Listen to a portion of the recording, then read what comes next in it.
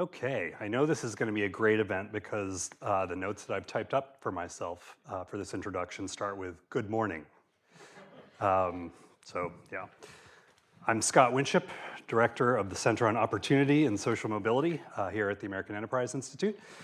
The American dream is a core promise of our nation. Politicians regularly extol the idea that each generation of Americans deserves to be better off than their parents.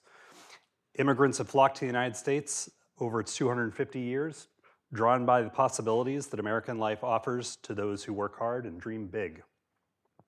The Declaration of Independence itself enshrines the rights to life, liberty, and the pursuit of happiness as a defining aspect of the American experiment. Although the American dream is widely discussed and debated, it has no universally agreed on definition. In a 2019 survey that was conducted by the American Enterprise Institute, a nationally representative sample of respondents was asked to indicate the most essential components of the American dream. So it's worth thinking for a second yourself how you would answer that question.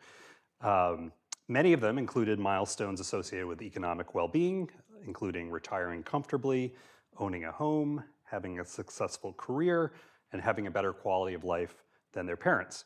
However, non-economic factors were just as important, including the freedom of choice in how to live their life, having a good family life, and making valuable contributions to their community.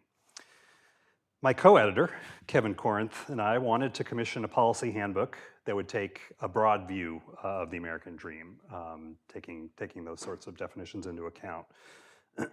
Americans would not view a society that delivered strong economic prosperity without social prosperity as a success.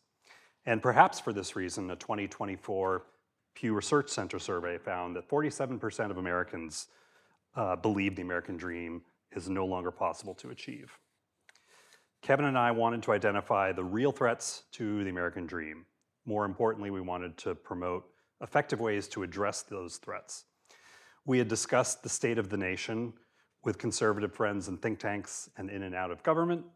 From those conversations, it became evident that there was a need for a roadmap to shoring up the American dream that did not succumb to the temptation to pander to populism focused more on signaling solidarity than actually helping everyday people.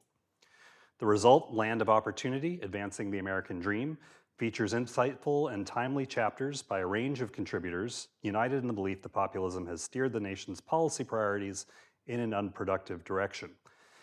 It's something of a companion volume to 2024's Doing Right by Kids, edited by myself with Yuval Levin and Ryan Streeter, which focused more narrowly on policies to promote the upward mobility of poor children.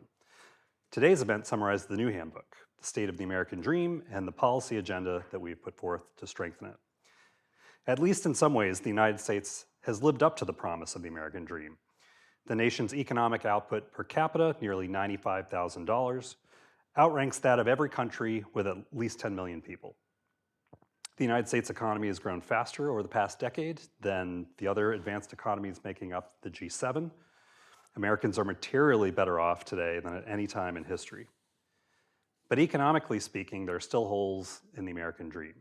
The long-term slowdown of economic growth and recent rise in the cost of living leave Americans of all walks of life worse off than they might otherwise be.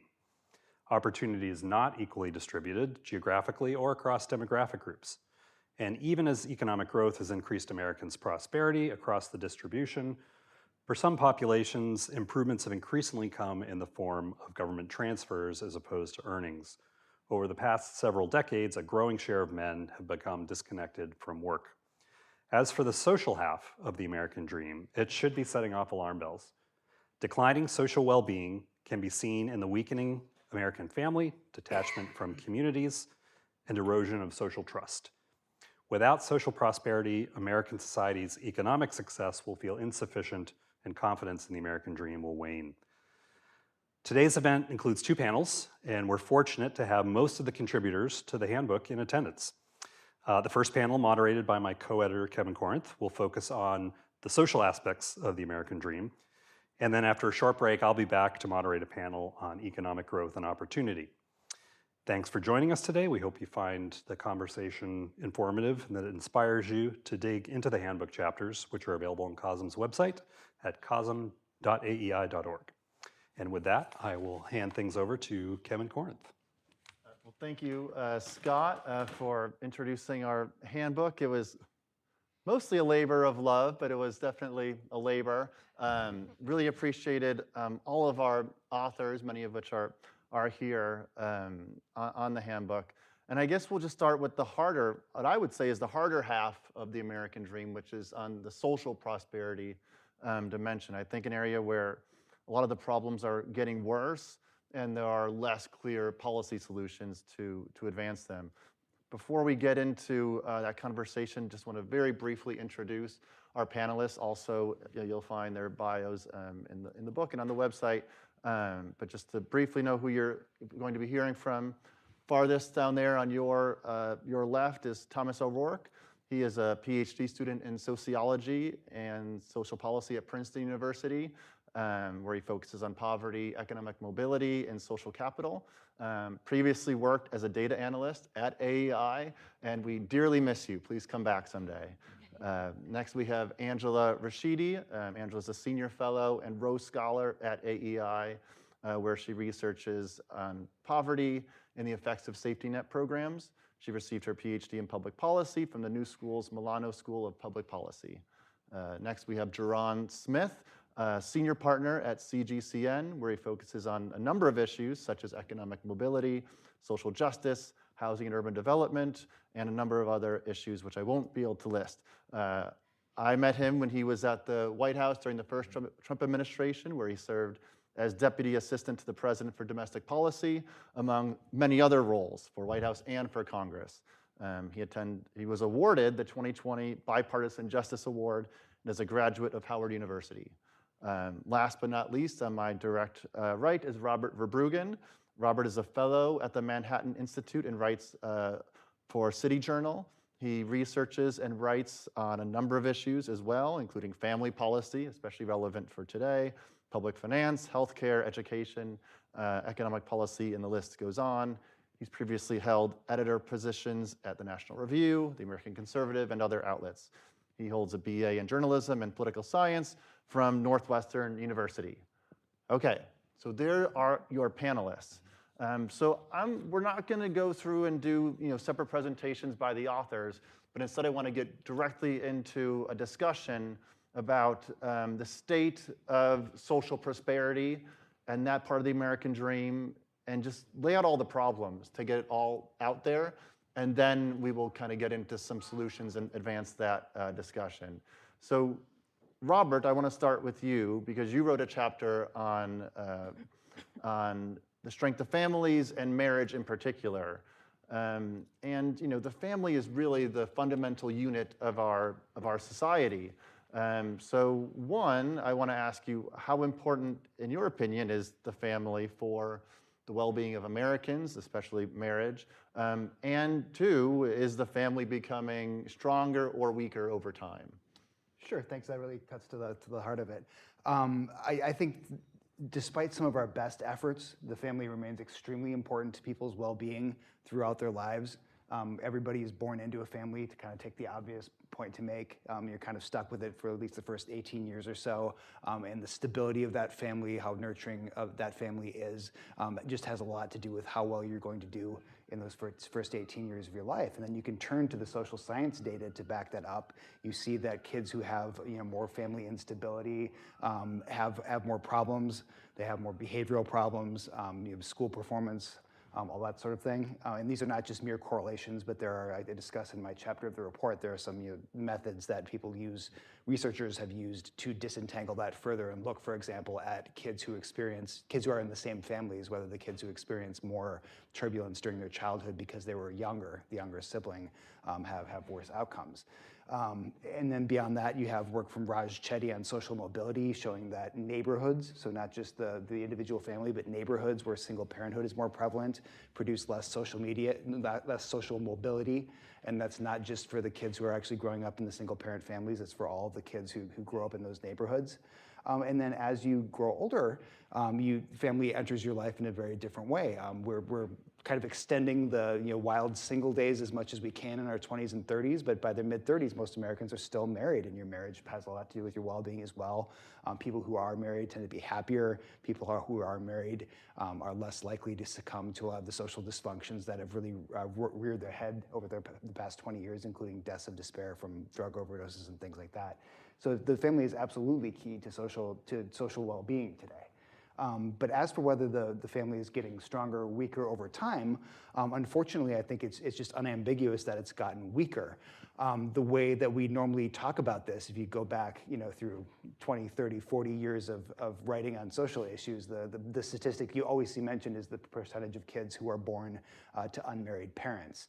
And that rose from very low, practically nobody was born outside of marriage around 1950, 1960, and came up to around 40% or so around 2010. Unfortunately, that's leveled out since. You don't see it rising anymore.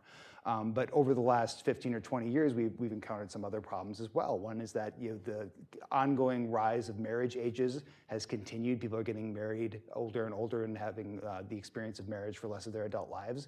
And with that, we've seen a complete cratering in fertility rates since 2007. 2007 was, for whatever reason, sort of a peak at infertility, and then the Great Recession hit, and then things never recovered after that. So basically, we are starting families in less stable circumstances than we used to. We're delaying getting married longer than we used to, and then we're simply not having kids and starting new families as much as we used to. So as to whether the family as an institution is getting stronger or weaker, I think the clear answer is that it's getting weaker. Thank you. So Angela, I'd like to come to you next. A lot of your research focuses on the safety net. Of course, the safety net is a very important tool we use to help when families can't support themselves. At the same time, many argue that the safety net can inadvertently weaken families and work, which may have some unintended consequences that could, in theory, contribute to some of the trends that Robert mentioned. So how would, just very broadly, how would you, one, assess the current state of the safety net, and also how would you assess its effectiveness at promoting strong families? Great. Well, thank you for the question. Thank you for having me here today, and thanks for asking me to write the chapter. I want to acknowledge my co-author here, Matt Whitinger, and I wrote the chapter in the handbook together. And we kind of framed our chapter, and our chapter was on the safety net, but we looked at what the kind of main drivers of poverty are, and you mentioned them. I mean, two of the strongest correlates of poverty are employment and, at least for children, being in a married or single parent family. And so to answer your question, when you look at the structure of the safety net and what is provided to low-income families, does I think the idea of how it affects families in terms of marriage or being unmarried, it's really an afterthought. And I think that's an important thing to understand, because if you understand the context of what our safety net is, it really is intended to provide resources into low-income households so that they can meet their basic needs. And in the US, we target those programs to the lowest income households. So by the very nature of how we target those programs, because they go to the lowest income households, those programs cannot be marriage neutral. And so what we end up with in terms of a fairly robust safety net with multiple programs trying to help low-income families is that it penalizes marriage. In most cases, particularly when you have two adults who are both working, the prospect of having a married couple in the household that brings in a second income is going to make most of those households, those families, ineligible for those benefits. And so that obviously, at least theoretically, can serve as a disincentive to marriage. And to your point, Kevin, obviously can weaken the family. So then the real question becomes, does that actually affect people's behavior? Like, does the safety net actually reduce marriage or prevent people from getting married? I think we have, the evidence is less clear about the extent to which the structure of the safety net actually changes marriage behavior. But we certainly have a lot of anecdotal information that it does. But we also have some survey data that suggests that it does affect marriage behavior. There was a survey done by the Sutherland Institute in Utah that asked past safety net program participants, and again, most of these participants had participated in Medicaid or SNAP, largely because these are our two largest programs, but most of them participated in those programs, and it was still a sizable share. It was around 10% that indicated that their participation in a safety net program did actually influence a decision around not getting married. And again, that was mostly around Medicaid. So it was the fear of losing health insurance for their children or for themselves if they were to get married. And so I think, certainly does that actually, does it affect behavior, and then does it, weaken the family? We can have that debate about whether that's true, but it certainly treats married families differently than unmarried families. And it's certainly very clear at an academic level, but also to the families who are experiencing these programs, that getting married creates a financial risk to these families. All right, thank you. I'd like to next move on to Jaron. Angela talked about one way in which government plays a major role in the lives of especially low-income families, which is the safety net. Of course, the government plays other roles in the strength of our social life, and that's in sort of keeping our families and our entire communities safe, safe from crime, maintaining public order. So can you describe, and you talk about this a lot in your chapter, but can you tell us sort of just how harmful is a lack of safety for families, and how are we doing as a nation in keeping our neighborhoods as safe as possible to maintain this sense of order and making sure families have a place to thrive? It's an interesting topic, just because the whole notion around public safety, or the whole term criminal justice, there's a huge debate on, is our justice system just or not? There's some folks on the left that believe is inherently racist, and it kind of echoes from like the Jim Crow era.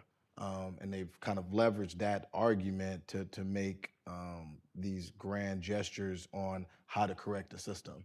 And that's created a real debate on how different localities have done public safety. So you look post-pandemic, it was a huge push to defund police and kind of restart the whole system. But in reality, two things end up happening.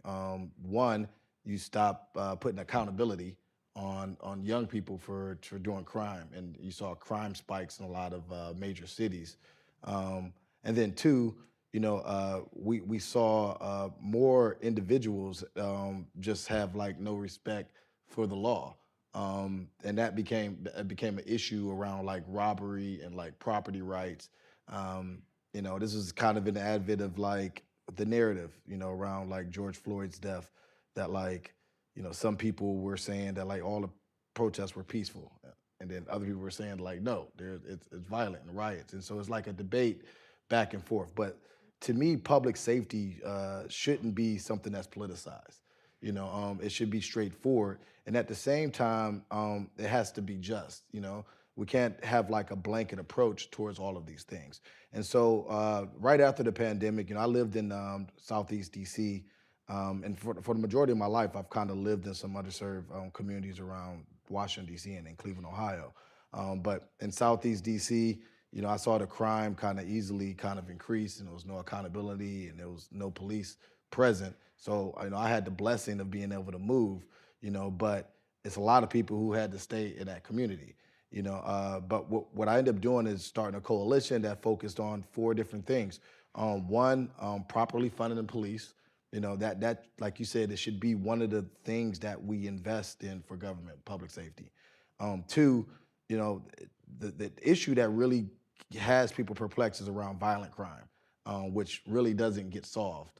The rates on solve rates on violent crime is like, it's you wouldn't believe, like on murders, rapes, and things like that. And so police spend a lot of time doing things like traffic stops and everything like that. And sometimes that's not the best use of the police time. And so we should modernize that technology, to maybe deal with some of those issues. The third principle that we had was looking at evidence-based policies, and that's the root of, to me, everything. Like what actually works that actually contributes to public safety, but also the nuance around if you make a mistake, cannot be redeemable, and live a productive life. And that gets into the economics of it quite a bit because 1 in 3 Americans have like a record, and if you have a record, then sometimes you can't go get a job, and then some of the issues around the family leads to you getting into the justice system or having behavioral issues in the first place. So it gets real secular. And then you have conclaves of the country where you have tale of two cities, where there's no investment. Even they have the statistics that say like, oh, crime is down, crime is up. But in certain areas of every city, crime's always bad. But we've kind of gotten used to that, and we only kind of pay attention to crime when it starts to invade other parts of society. So those evidence-based policies that we know work, we want to kind of light the communities or, create summer job opportunities. There's real statistics around how you get young people out of the criminal justice system. And then fourth is kind of the smart on crime rubric is what we call it, because the political football moves between, let's create this kind of ambiguous justice system that has no accountability. The other part is like, let's lock everybody up forever, where 95% of individuals are coming out. And then we're not doing anything with our prison systems to ensure that those individuals that come out aren't returning back to prison or coming out worse. There's some people who go to prison for a nonviolent crime or like petty theft, and then get traumatized in those prisons, and then come out and are like murdering people or doing heinous acts. And so we have to kind of look at those nuances and apply principles that are practical and not make public safety a political football. It should be one of those things that we all can agree upon, have some accountability, but also allow for second chances, and also the correction, because you have the behavioral health stuff or trauma that comes from like a broken family, or the system failed and not given the proper kind of protocol around upward mobility and getting benefits, and those people end up in the justice system. And we don't want them to stay there. We want to figure out a way to give people opportunity and access to the American dream. And I think the only way we can do that is to look at the nuances around why people get into the system in the first place, and what are some success parameters.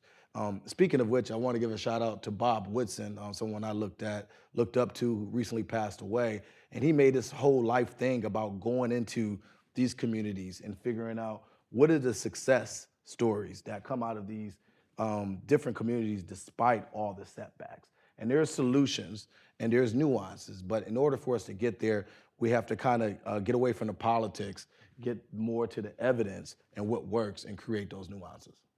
Well, I appreciate you bringing hope, Jaron, because I've painted a lot of a doom and gloom narrative, but I think there are things that we can do, especially in the area of promoting public safety.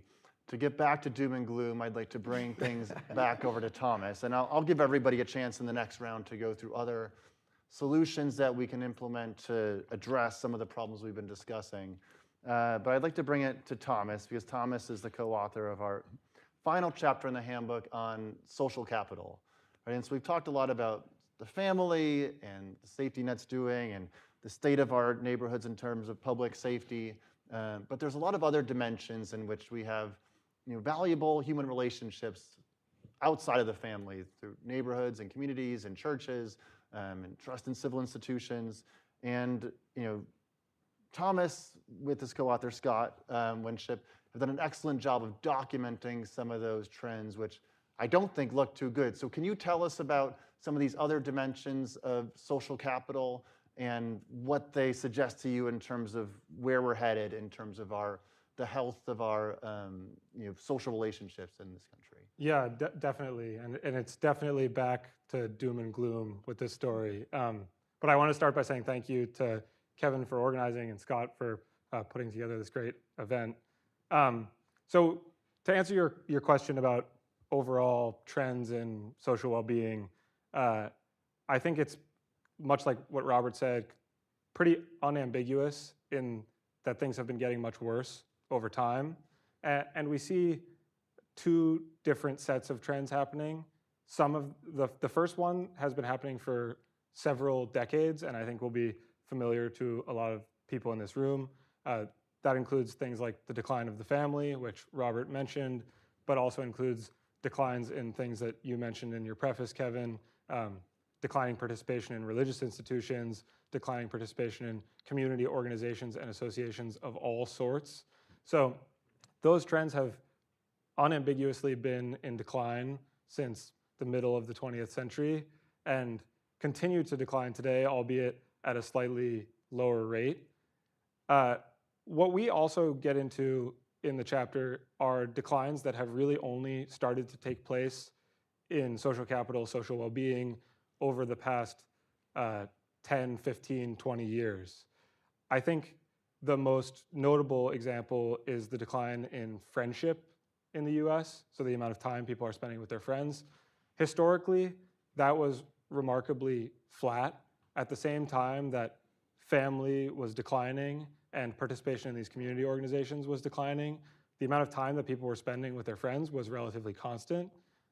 That's all changed in the past 10, 20, 30 years. We document a lot of research on this topic in the chapter. I think there were two statistics that really jumped out to me when we were writing. The first comes from the AEI's own Survey Center on American Life, and they found that from 1990 to 2021, the share of Americans reporting 0 close friends increased from just 3% to 12%. And second is a statistic that Scott and I generated ourselves from time use data in the US, which shows that it's not just people, a greater proportion of people having no close friends, but everyone spending less time with friends. And we found, again, using time use data, that just since the early 2000s, all Americans are spending about 50% less time with their friends.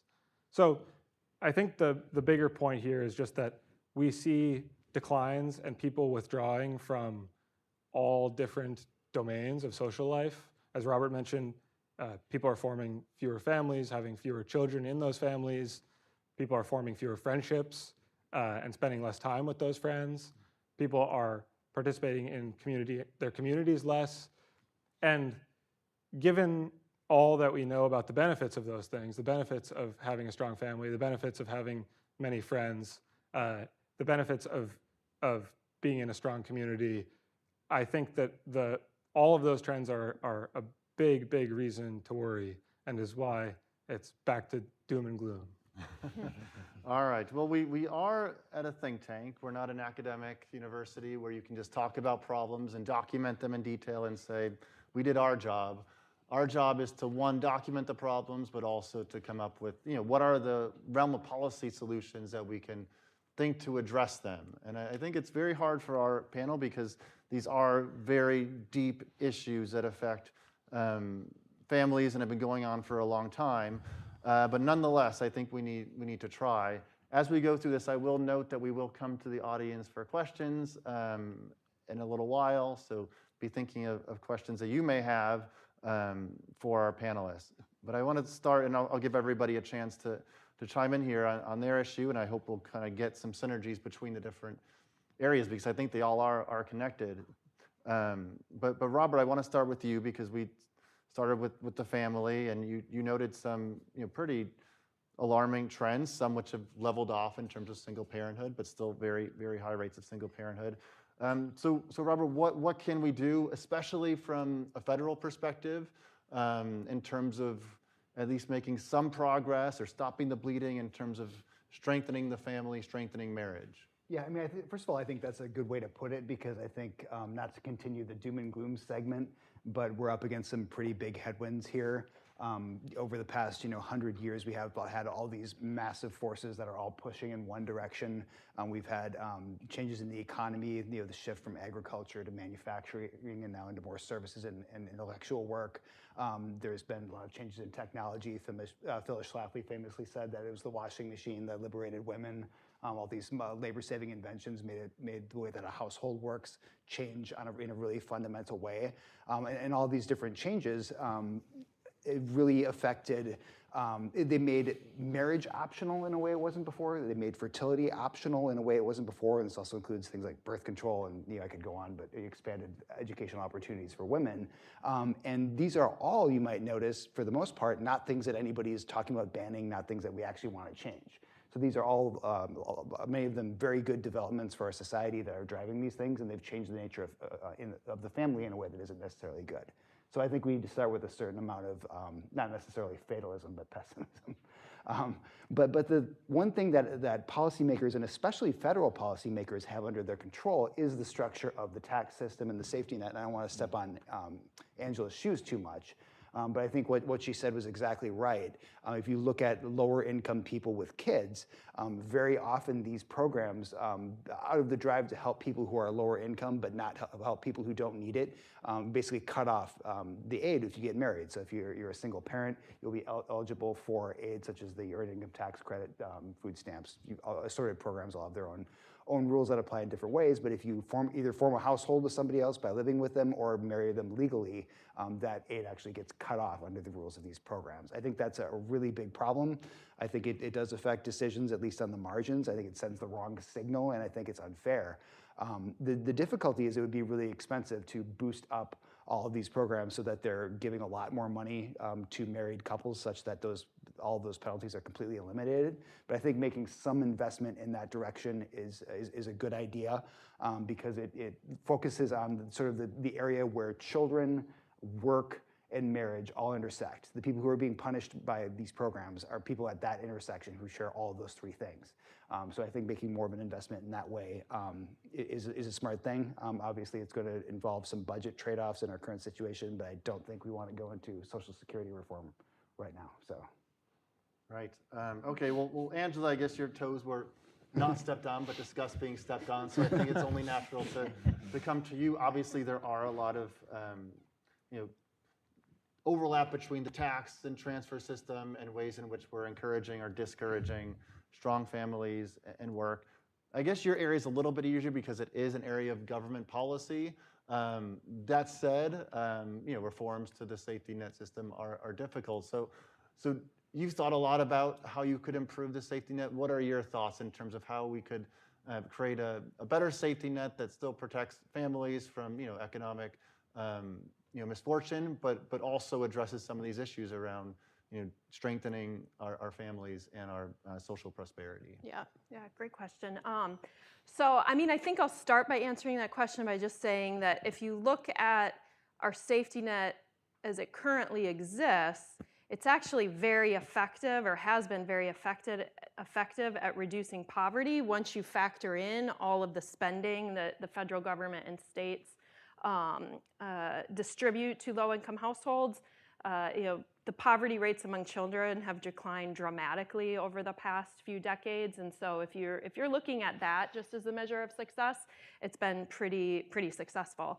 But so that has come largely because we've spent more money, and so when you ask about, well, how can we improve the safety net, it really is about how do we improve the condition in these households and reduce poverty, not only by just redistributing more money. Like, are there other fundamental changes that we need to have happen?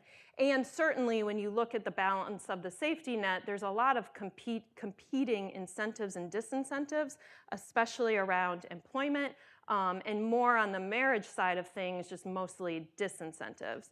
So when I look at this problem, and Matt and I wrote about this in our chapter, it's really about how do we leverage the tremendous funding that's already available through the safety net to increase opportunity and upward mobility and increase self-reliance, as opposed to taking an approach where we're just redistributing money so that we can bring down a poverty line. And so Matt and I we made the argument that if you truly want to do that, if you want to give people the opportunity to become self-reliant through employment, through marriage, we do need to fundamentally change the safety net. And we have a couple proposals in our chapter. I'll just name two. One is that you can reform individual programs to reduce employment disincentives and marriage penalties. So one that we propose is looking at combining the earned income tax credit and the refundable portion of the child tax credit, which both of those go to low-income families, but reforming them by combining them, ensuring that they both operate on the same schedule and according to the same rules, and phase out in a way that reduces employment disincentives, but also then can partly address the marriage penalty that's inherent in the earned income tax credit currently. Not so much on the child tax credit side, but on the earned income tax credit side. And you can certainly do that with other individual programs as well. But then the larger reform we were arguing for is that if you do that on the refundable tax credit side and leave that with the federal government, you then can take the balance of the safety net, which includes food assistance, it includes childcare, disability assistance. You give states the opportunity and the flexibility to combine those funding streams and to structure program rules and consolidate those programs into one program where you then can design benefit structures that allows you to reduce benefit cliffs on the employment side and reduce marriage penalties. But again, it requires fundamental reform because you are basically eliminating all of the dozens of programs that we currently have that all operate out of separate agencies with separate jurisdictions. You're combining all of them and giving states flexibility to design these programs in a way that they think better meets the needs of households, which is a big lift, for sure. Right, but so there's things we can do. They're big lifts, but there's some success that we potentially could have. Of course, these solutions deal a lot with particular families, and as we've learned, there are dimensions of social prosperity that go beyond the family. And Jaron, you spoke a lot about public safety, and you gave us a nice preview of a lot of the solutions that we have out there.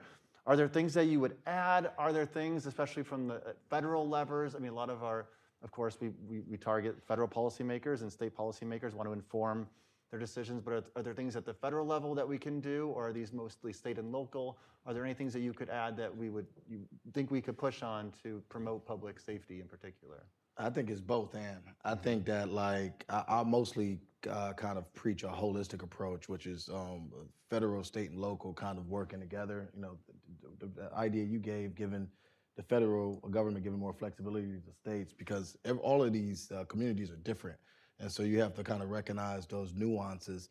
The other part of it is civil society. I mean, you mentioned a little bit about institutions, and we have to have some real, if we're using the federal government monetarily, we also need federal leadership just to push private institutions to kind of do the work to reinvigorate, civil society. Because some of the things, especially if you're talking about issues of the heart, when it comes to why the criminal mindset, why someone commits a crime, those are deeper issues than like some government bureaucrat could deal with. And it gets into family, and it also gets into community.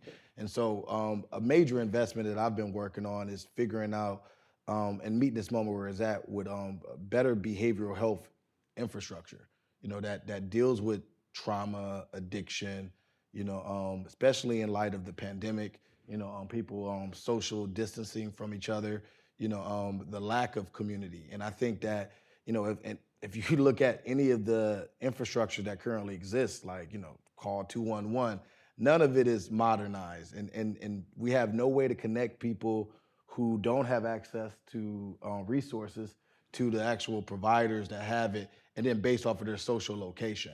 And so, you can have all the workforce training, you can have the barriers against marriage penalties, but getting people to kind of stay in a healthy marriage. There's one thing to get married, but staying married is the thing. And there's also a thing with raising children in a broken household, even if they're married. So I think that there just need to be more leadership on the federal, state, and local level with inviting civil society in, and to figure out how we can recreate the thing that made America great, which is Rotary clubs, and communities, and strong churches, and that's going to take some real work that's beyond the government. But I think we have to do both ends. We have to not just think about one part of it, which is the safety net, or families, but all of it, jobs, and then the crime, because all of it feeds each other. The crime element seems to be the one that kind of pops up, but I think if you create a better ecosystem by solving for these other issues, then that naturally lowers crime, and then we also create solutions that if a person falls off, they can get back on. And that's what we have to kind of use our opportunity to kind of convene around, to bring in civil society more. Yeah, well, point well taken that the government is not going to be able to solve all these problems, or many of them. In some ways, it's stopping some of the things that they're doing that are making the problems worse. But I now have to apologize and come to you, Thomas, and I think ask the hardest question of the entire event, which is how do we fix social capital in the United States of America? Yeah, well, thank you for recognizing that that's the hardest question of the event. I think, yeah, everyone on this panel would probably agree with me that it's a lot easier to identify problems than it is to come up with useful and practical solutions. I think that's especially true when you're talking about decades-long declines in participation in civil society, and also true when you're talking about declines in friendship and the amount of time people are spending with their close associates. So I think the principle that you highlighted earlier of stopping the bleeding, and was touched on by everyone on the panel, is the approach that Scott and I take in the chapter when it comes to policy solutions. It's not that we can expect there to be a policy that will make people much friendlier or much more willing to participate in civil society, most likely. At least we didn't find that. But I do think that there's lots of opportunities to change policy on the federal level and at the state level, policies that actively inhibit activities or behaviors that are inherently social, that build people's social capital. So I think a lot of those were already touched on by the panel. They include things like not having disincentives to family formation in the safety net and the tax code, include things like restoring more autonomy and authority to local social service providers in an attempt to rebuild civil society that way. We also talk in the chapter about ways we could get creative to enhance people's social fitness, their social skills. But I think that the point worth mentioning is that a lot of the changes that we document in the chapter are really changes that come about by way of people's free choice. And it might not be for their benefit or society's benefit, but it is still their free choice.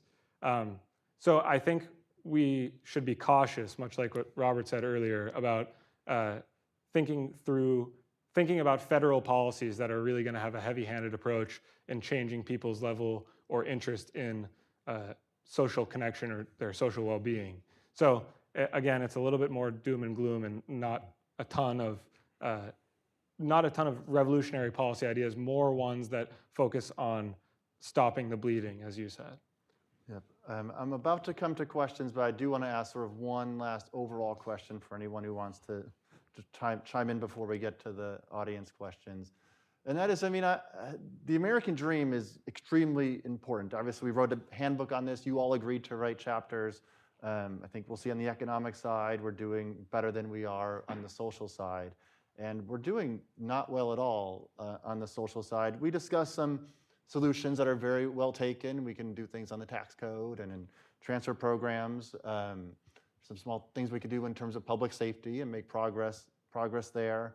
But even if the government isn't going to be able to get us back to high levels of social prosperity, is there a world in which we can get there? In the next decade or 2 decades or 3 decades, is there any chance that we can sort of get to higher levels of social prosperity that are not just sort of tinkering around the edges? And and what will it take to get there. Jerron, you started to talk about this, but I just want to think very broadly, and if you don't have specific policy ideas, like what are the chances of this, and what would it take in the world for that to happen?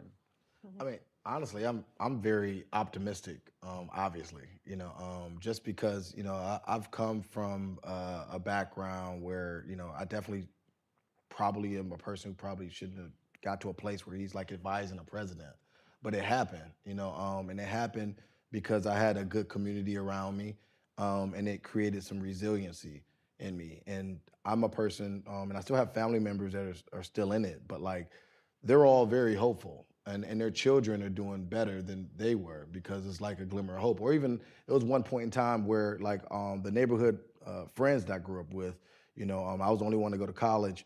I used to say that like, most of my friends didn't go to college, they kind of fell off. But like at 40, all of my friends that I grew up with are fathers, married, raising families, and they kind of went through making the mistakes, but they stayed resilient. And ultimately, we're all in a great place as like dads and everything. So I'm hopeful if we just have leadership. I think that like it's going to be some time for us to get there because there's so much polarization on a number of different issues. But I'm optimistic that like the people eventually are going to want more, because inherently, I think we all want the best. It's just getting out in the ethos of like what works. And some of the traditional institutions like family, marriage, and friendship are things that help us kind of navigate life. But I think having convenings, we're going to have to start just doing more of them, in civil society with people and meeting people where they're at. And I think once we start doing more of that, we'll come up with better policy solutions because it's coming from the people and not so top down. I mean, in my experience, even kind of working in Congress and working in the White House, many of the people who even get in these positions never come from these communities, that we're talking about. So you're not really getting like solutions. You're getting things that people think should be the solution, very kind of nanny state, but I'm optimistic that like as we grow as a country, we'll get there because people want more, and they are yearning for it. It's just getting the right leadership to kind of be in place to kind of bring people together beyond the polarization. Yeah. Anyone else? Well, I don't want to draw on my expertise as a social researcher, but my expertise as a mom. And because I have an elementary school child, I have 4 elementary school, 2 in middle school, and 1 in high school. I think one thing we can do is get technology out of the classroom because we are teaching our kids to be antisocial. They don't talk to each other, they don't talk to teachers, everything is email, texting. It's just like you just see it so clearly, and we've just become too reliant on technology. And I'm hopeful that will switch because you start to see that a little bit in young people that they actually don't want to do that. But yeah, that's what I would say. Any other thoughts, Robert or Thomas, before we? I'm not optimistic. Not optimistic. Okay. I'll be a little optimistic and say that I agree with Jerron in that, especially among young people, I think there is this real yearning for more social connection, more participation in community life. And I don't think that there's yet a full appreciation of how people's free choices, how their use of technology, how participating in our affluent economy is impeding those very goals that they have. But I'm hopeful just in the sense that there is a really strong demand. I think it'll just take people, particularly young people, properly diagnosing the problems, I think, and understanding what is inhibiting their ability to connect with others, their ability to form relationships. And I think that demand is really strong. So I'm hopeful for that reason. All right. Well, with that, we will turn it over for audience questions. Please raise your hand. A microphone will come to you. State your name and then the question that ends with a question mark. I think Abby's coming around to you, then we'll go to the back next. Yes. Hi, thank you. Heather Addison. I think my question is for Robert. The decline in the fertility ratio has been particularly dramatic among teenage girls. Have you noticed any positive or negative impact from that? I mean, that's one of the points I made was that a lot of the things that are changing, we don't necessarily want to roll back.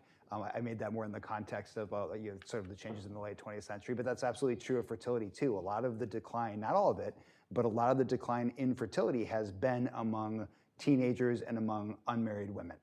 So that's, we're falling off well below the replacement rate. We're not replacing our own society. I think that's an emergency. I think that's bad. I think that says very worrisome things about this country. But when you roll back those statistics a bit, you start to see the problem that most of the things that are happening here we don't actually want to change, and that's why one of the reasons I say I'm not optimistic about a lot of these problems is precisely that we have a lot of things going for us. We have a great economy. We're making progress on some of the social problems such as teen fertility, and we're not sure how to fix what's gone wrong. And we're not willing to roll back the things that we like about what happened. We're not going to tell teenage girls to start getting pregnant again, fortunately. So, All right, thank you. I think a question in the back. Yeah, hi y'all. My name is Max. Thank you guys so much for coming and speaking with us today. I know this data is a little contested, but I've read that there's been somewhat of a religious revival in Gen Z across the country.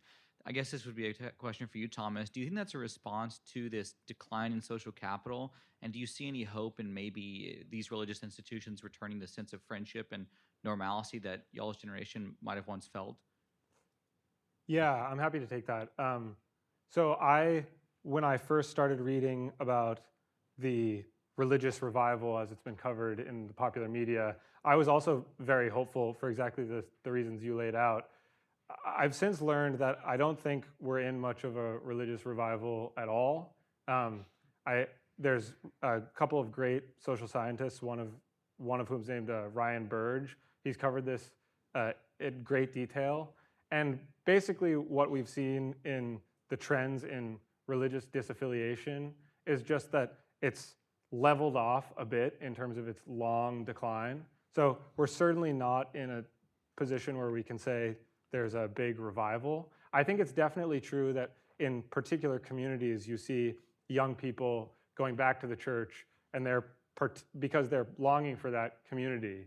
And so I think that's true in maybe some isolated communities, but in aggregate, I just don't think that that's what we're seeing. And given the aging of the population, the fact that our most religious people are old and young people are not, and those young people will not be replacing those old people, it's almost certain that the decline in religious affiliation will continue from its long-running trend. So yeah, I'm very skeptical of the religious revival just as an empirical fact. Okay, and right here. Hello, I'm Dakota Stacy. Something I've been interested in lately is homeschooling. Since COVID, it's kind of been exponentially rising, and I'm very curious if you guys have noticed any effects of that and if it is something to be optimistic about. Education, homeschooling.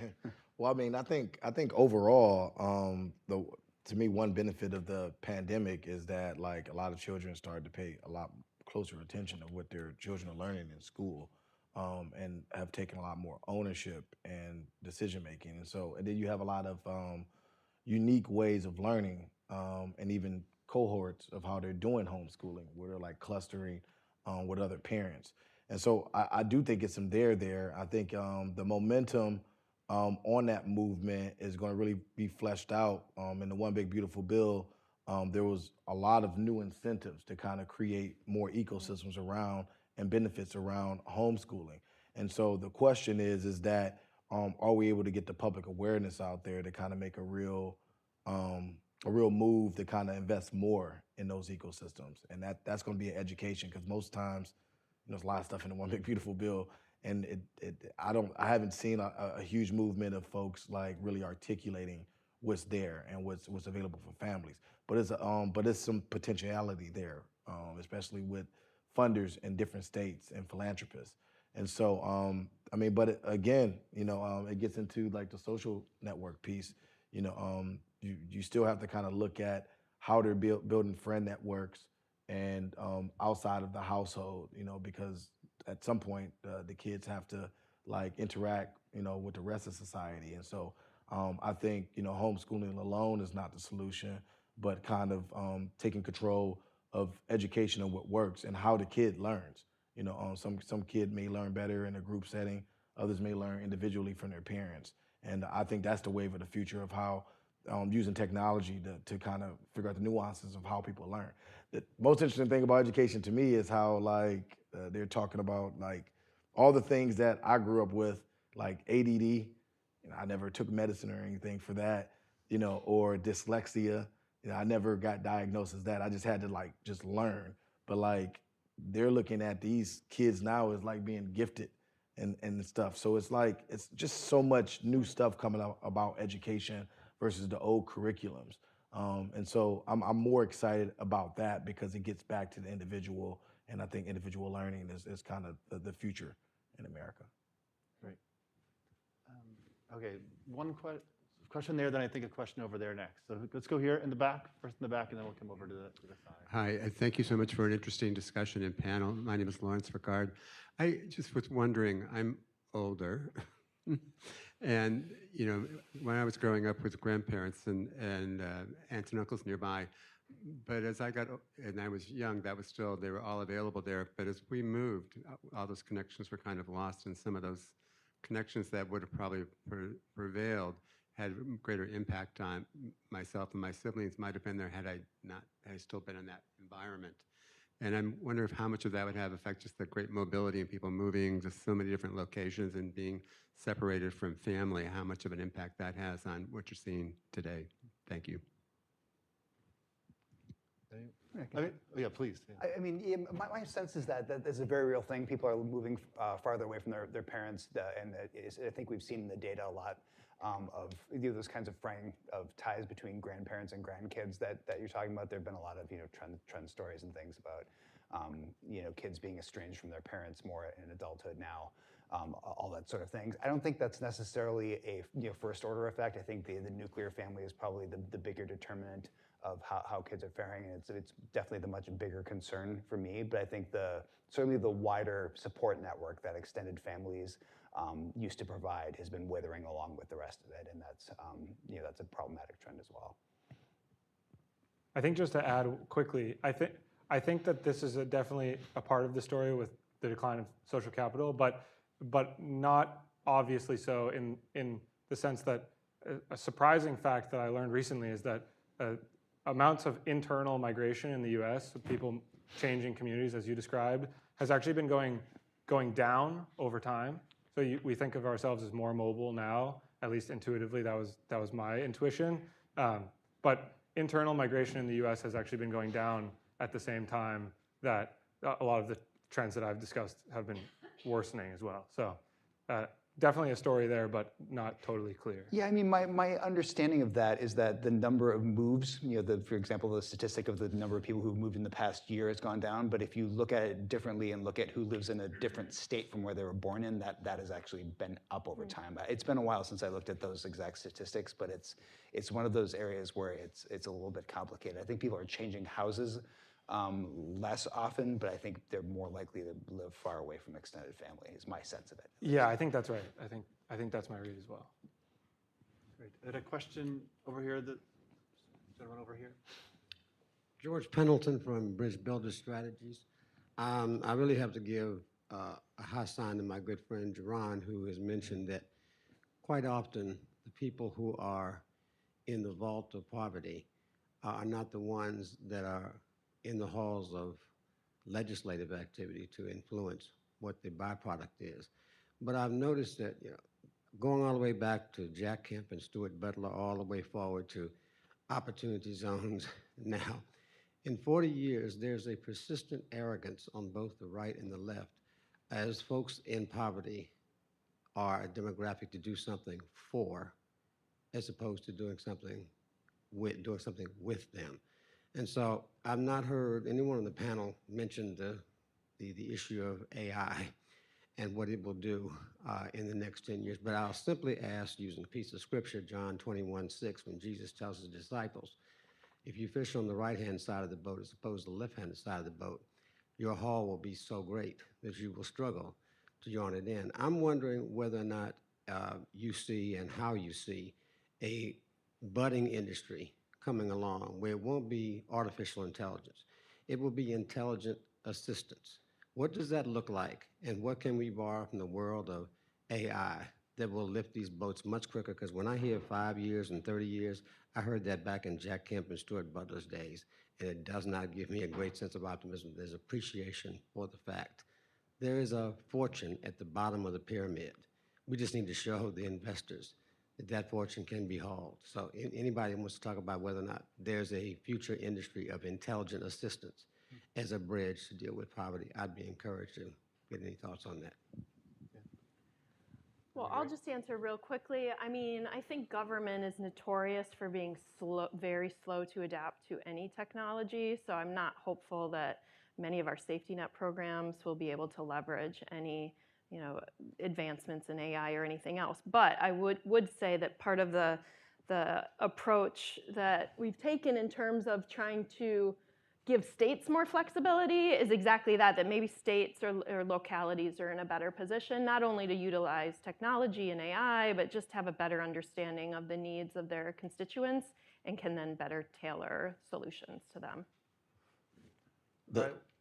Can I answer that a little bit? Please, yeah, and then that'll be the final word. All right, So make it good. I would say actually, I've seen the opposite, just because I'm in the kind of private sector world. So I've seen some of the companies that are current. I mean, the whole Doge exercise is about really kind of reinvigorating technology in the government.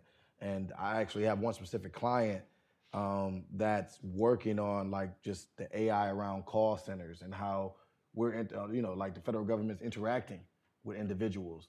And so that could revolutionize because the problem with AI, I think, with a lot of segments of America and the AI race globally is that there's so many segments of our economy that's not doing anything with AI. And the race is about having some familiarity and being able to use the tools, and so the government ability to modernize might be the first inflection point for so many segments of America if we get that going. But to your point, though, it's not an easy run because some of the government bureaucrats don't really understand AI, or like another term that's going around is quantum computing, which is like it goes over my head when you think about how technology can move so fast. But I certainly see. I'm also hopeful that these tools could kind of solve for a lot of things that we talk about, especially in the behavioral health world. Great, thank you, John. Thank you all. That is all the questions we have for this panel. Fortunately, we have another panel coming up in 10 minutes, 8 minutes, I should say. So at 5:10, we will start the next panel on the economic dimension of the American dream. Thank you. Thanks, yeah, that's great. Thanks so much.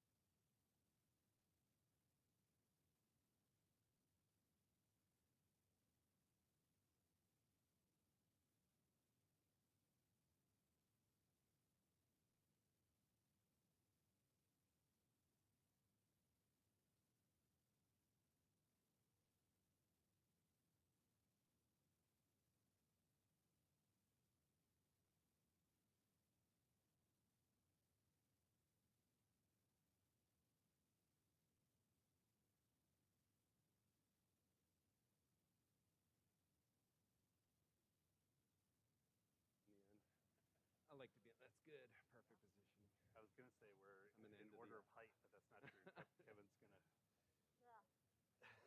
Kevin's going to.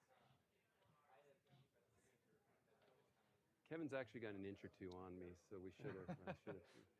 We're out of order a little bit. Okay. Welcome back, call you everyone. 6'6". If you're not yet seated, I would encourage you to take your seat.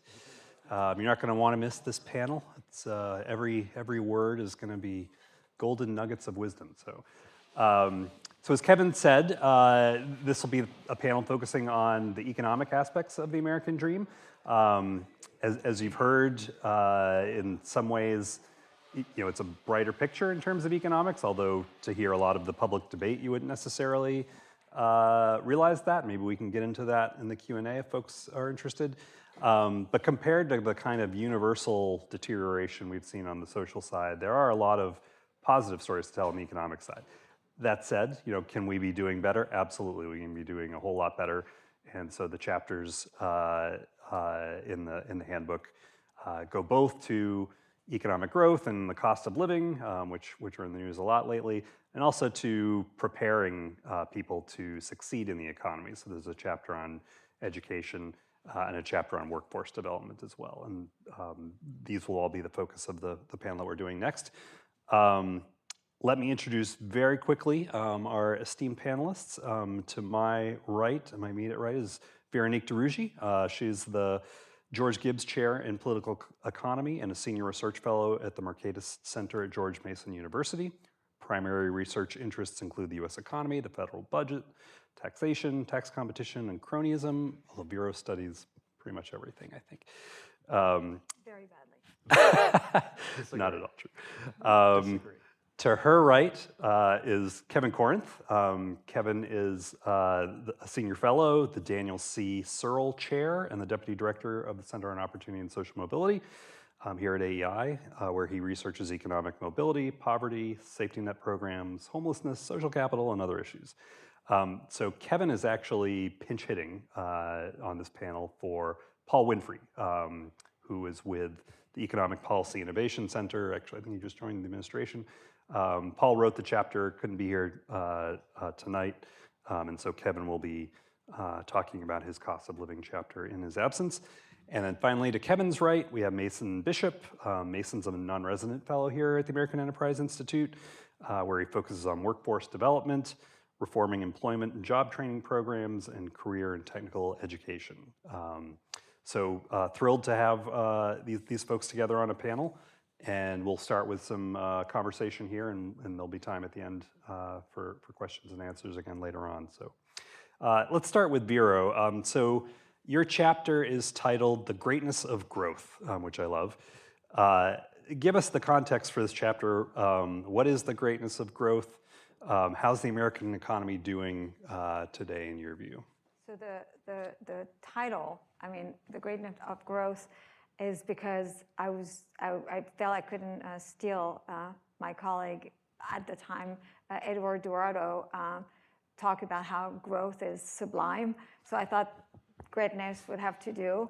And the context was that I thought, you asked me to do this, but I had written a previous piece because I thought it was actually, at the time, important to kind of remind people how great it was when you had forces on the right and on the left that were actually questioning the importance of economic growth.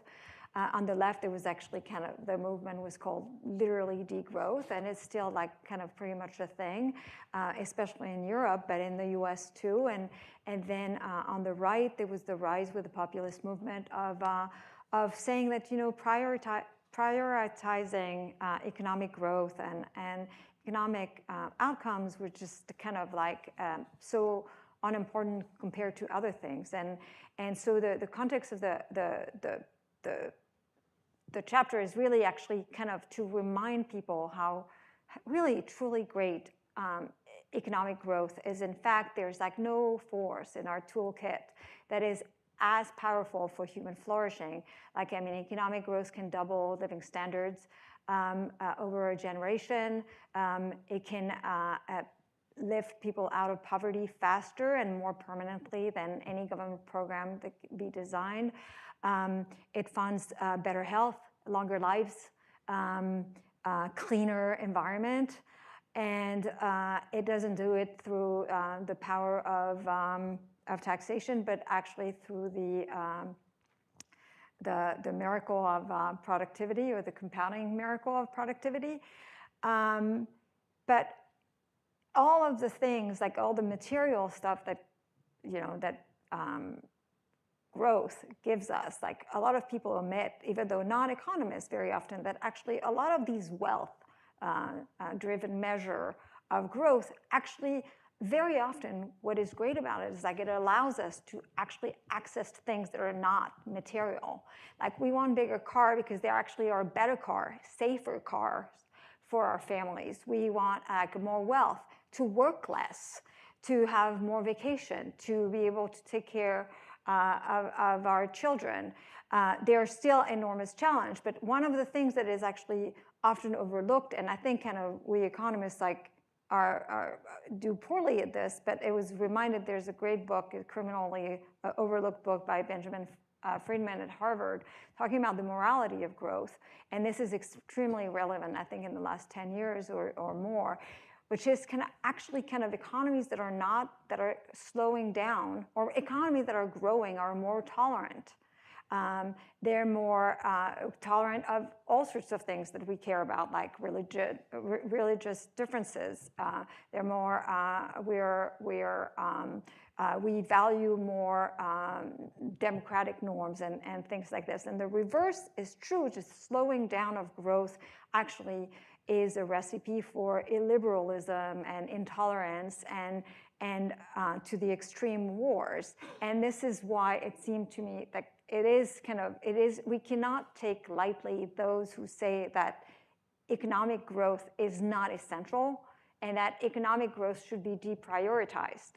And again, not just because of the wealth side of things, but also there's a lot of non-wealth side of things that we value maybe even more.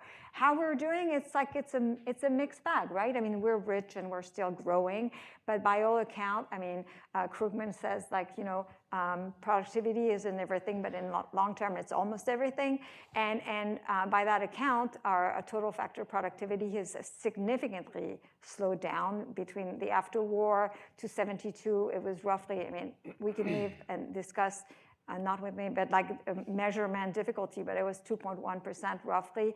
And after 2005, it was roughly 0.17% annually. Now there's some talk about how AI, I read something recently that is increased by to 0.8%. Now AI is a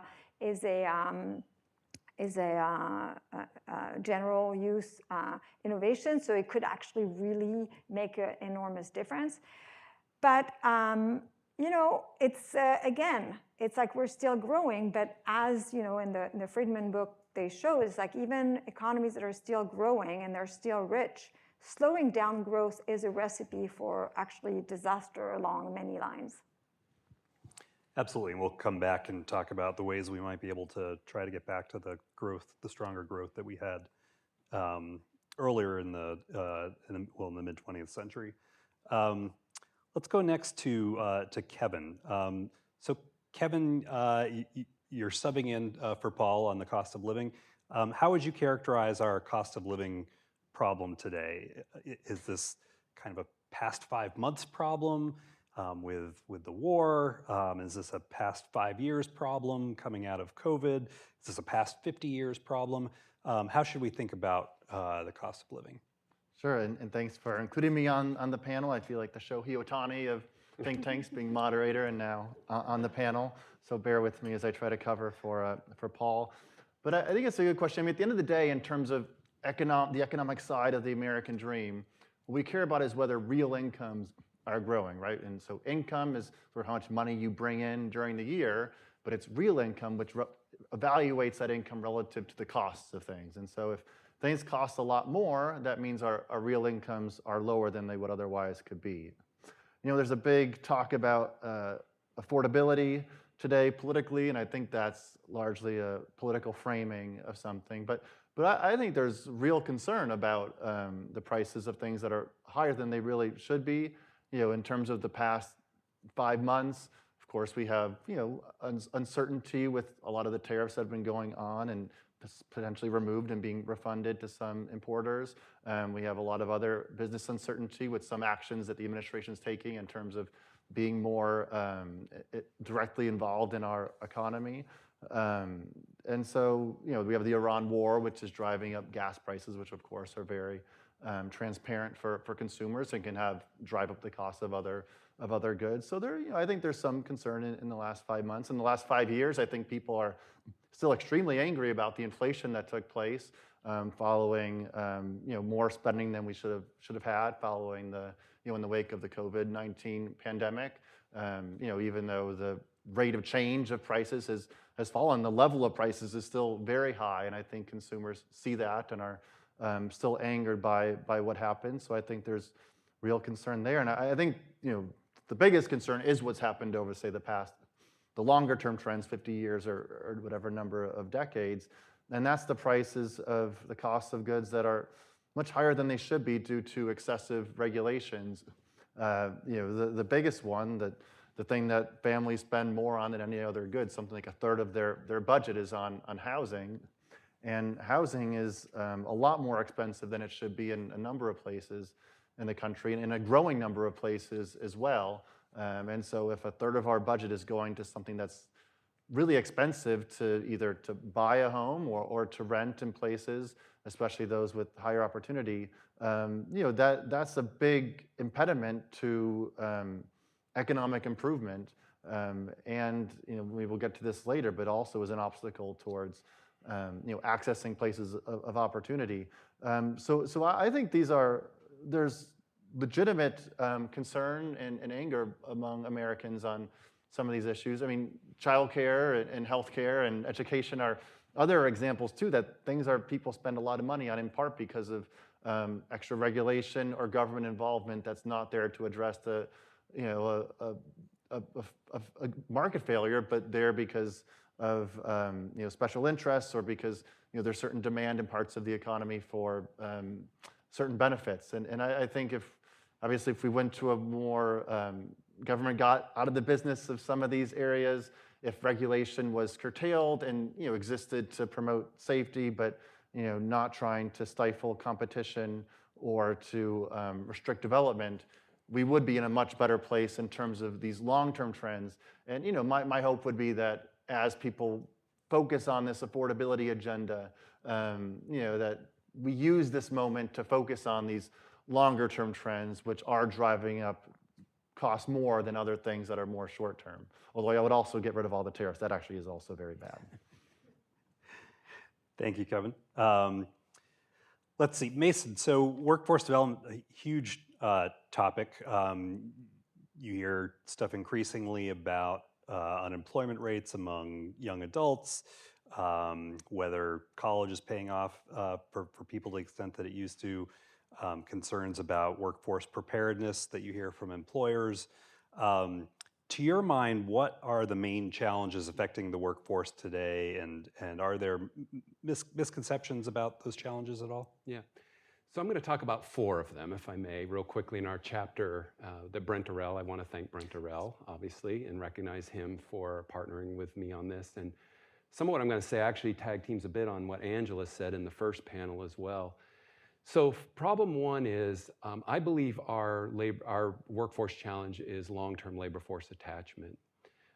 Historically in workforce development, getting somebody a job has always been kind of the primary goal, and then secondary goals have been how long do they keep that job and what kind of earnings do they have, but that's primarily how programs that are fairly funded typically are measured. I think we have to move beyond that because we can get people jobs. But what we're struggling with right now, and I should say that a lot of my views are not only informed by quantitative data you see, but in my consulting business, I do a lot of on the ground meeting with employers and workers, educators, et cetera. So I'm informed very much by the field work I do in my job. I believe that we have a dysfunctional churning going on where young people and others are not staying labor force attached, and they're getting a job and within 1 month leaving for a whole host of reasons. It may be that the employer down the street pays a quarter, 25 cents more an hour. It may be that, hey, my aunt got sick and I need to help my mom care for my aunt, or whatever the issue might be. But when I look at local labor markets, I see a lot of that kind of dysfunctional churn. So I think, and especially in the age of AI, and we can talk more about this, I think our primary goal with any federal policy we do around AI and others as it pertains to the workforce is how do we promote long-term labor force attachment? Because we know how bad it is when people are long-term unemployed. We saw it during the Great Recession and since, that if you're out of the labor market for a long period of time, that is not a good thing, and you never really catch up in your lifetime. Number one. Number two, and this really touches on a little bit of Angela's piece, it's interesting to me when you look at zip codes within counties, it literally in many cases, your long-term prospects depend on what zip code you're born in and you grow up in.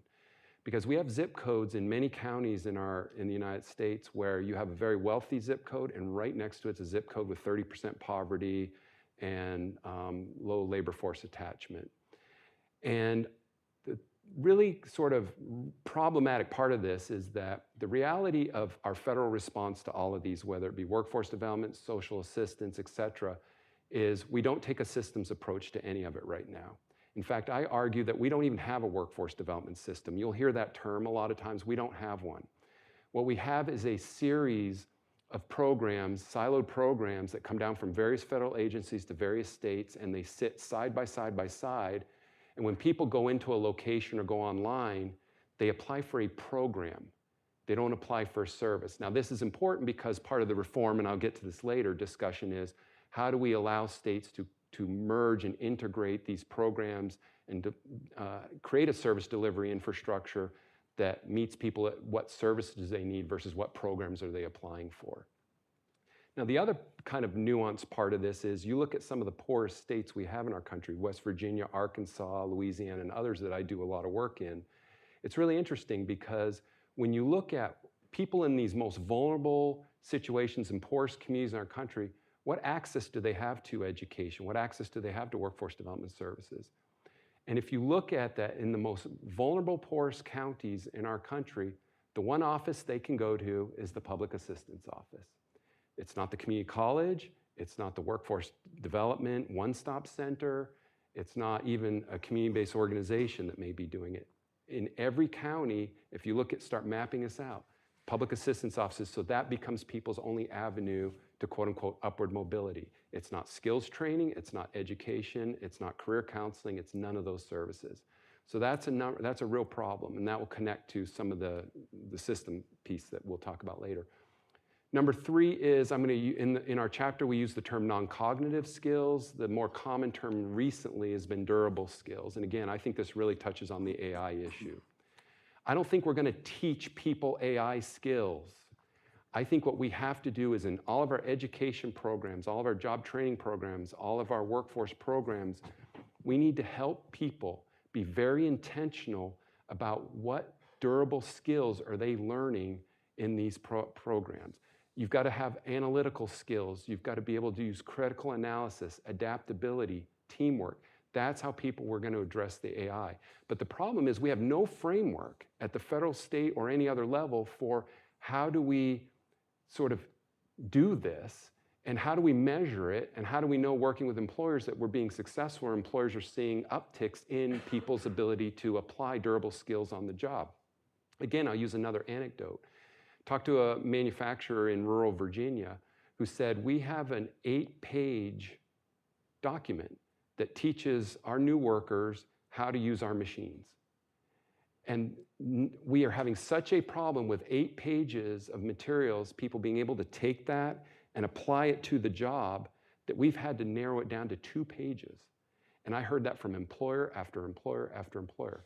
So that we have a real non-cognitive / durable skills challenge in this country right now, and yet we have no answer to how to address it, no comprehensive answer on how to address it, how to measure it, and how to know we're doing better at it. Number 4, and this gets into a little bit of the cost of living side of things too. Often in workforce development and in these discussions, we do it in the framework of our largest employers. We talk about AI in terms of our largest employers. We talk about, sector strategies in terms of our largest employers, and yet we still are a primarily small and mid-sized business-based economy.